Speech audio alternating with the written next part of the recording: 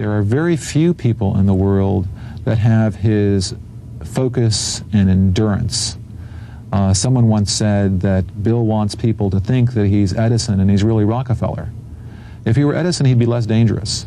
He is utterly relentless. He is indefatigable, and he's absolutely focused, and he wants it all. And Barry Diller said, he's young and he's mean and he's not tired.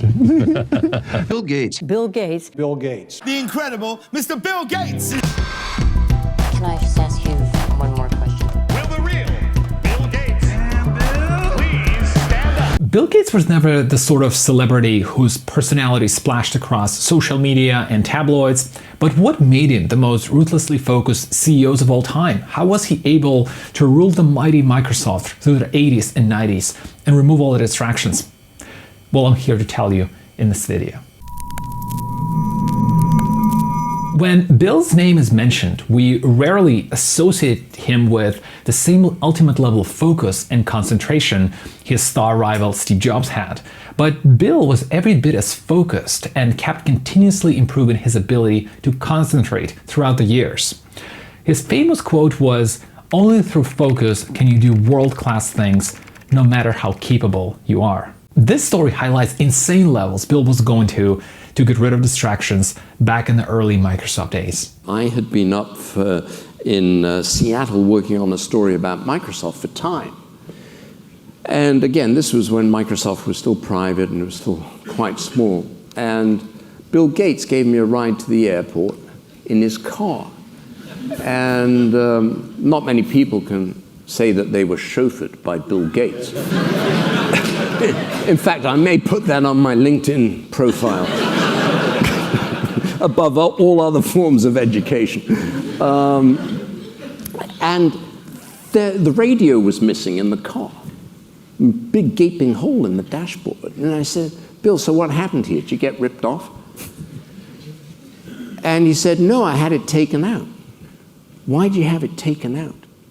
"Well, I drive from my home to the office, which is 7 minutes and 32 seconds. And then I'll drive from the office to the airport, which is however long." And he said, "If I've got the radio, I'm afraid that I'll switch it on and I won't be thinking about Microsoft." That's obsession. So how was he able to do that?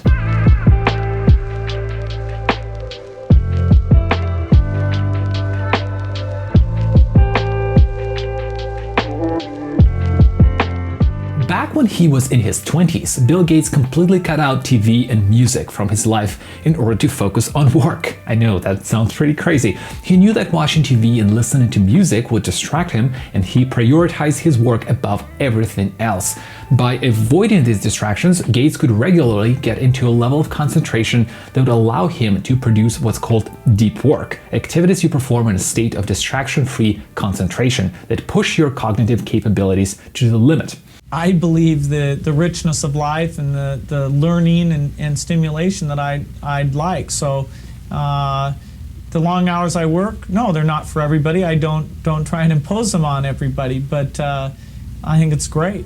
So how did he able to manage this? His roommate in college, Andy Breiterman, described it this way. Bill had a monomaniacal quality. He would focus on something and really stick with it.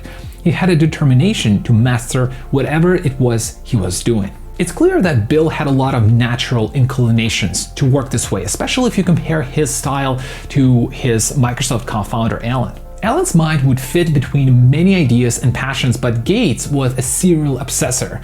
Where I was curious to study everything in sight, Bill would focus on the task at a time with total discipline. And you pair that with Bill's fierce competitive instincts, and we're starting to see what was a big part of his success back in Microsoft days.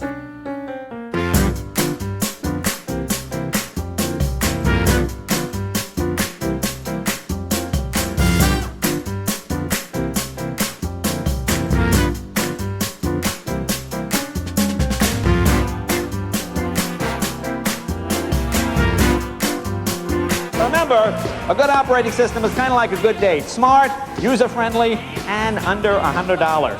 And his focus very much extended to the smallest details, like application code. Back in the 90s, every major product feature at Microsoft had to be personally reviewed by Bill during Bill G review meetings. And they didn't turn out to be entirely normal. They had somebody in those meetings called the fuck counter.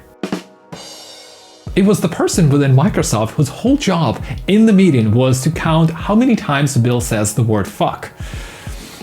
Not what you thought. In the old days, Excel had a very awkward programming language without a name. People internally called it Excel macros. Enter Joel Spolsky, who started working at Microsoft as a program manager on June 17, 1991 on the Excel team. He was hired to come up with a new programming language. After working on it for a while, Joel was asked to present his new language and send his spec document to Bill's office.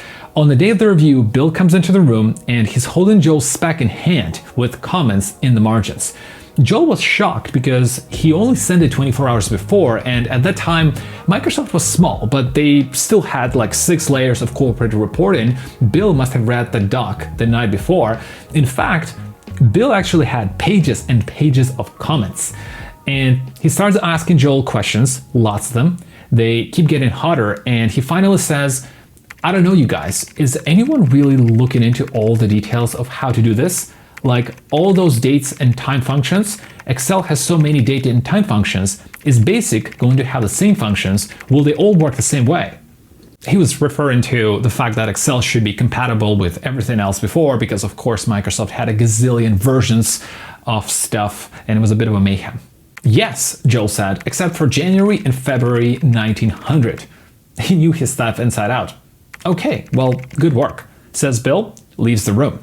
And in that meeting, fuck counter was only at 4, all-time low. And routinely it got to 30 in other meetings for folks who were not as prepared as Joel.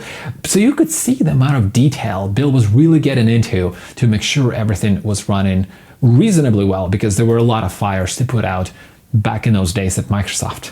But even though Bill was a very naturally focused person, he actually tirelessly worked to get even better. And in the early 90s, he actually started doing his famous by now thinking vacations.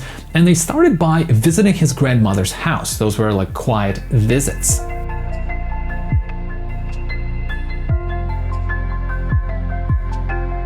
As they evolved, no visitors were allowed to the cabin during Gates' Think Week, other than somebody dropping off 2 meals a day and Diet Orange Crush at the cabin or Diet Coke.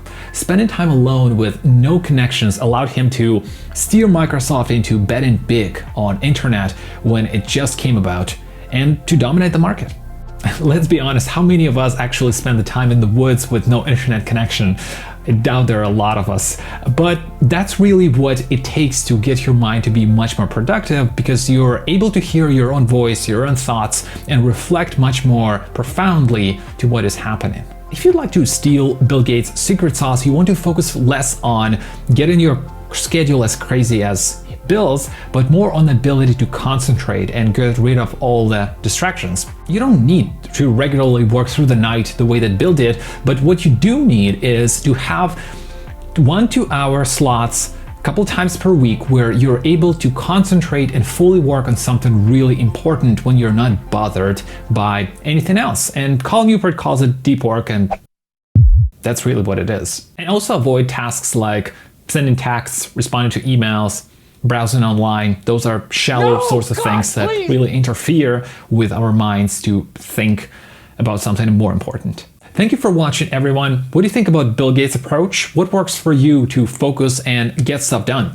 Leave it down in the comments below. I'd love to know. And consider adding a sub to this channel for more videos like that. I always appreciate your support, and I'll see you in the next one. Sitting political passages from 9/11. The Lord's blessings leave me lyrically inclined. Shit, I ain't even got to try to shine. Guards and seamstress that tailor fitted my pain. I got scriptures in my brain, I can spit at your dame straight out the good book. Look, niggas is shook. 50 fear no man, warrior. Swing swords like Conan. Picture me, pen in hand, write lines, knowing the source of quoted. When I die, they'll read this and say a genius wrote it. I grew up without my pops, shit that make me bitter. I caught cases I copped out, cause that make me a quitter. In this right man's world, I'm sending up to a squirrel. Looking for a slut with a nice butt to get a nut. If I get shot today, my phone will stop ringing again.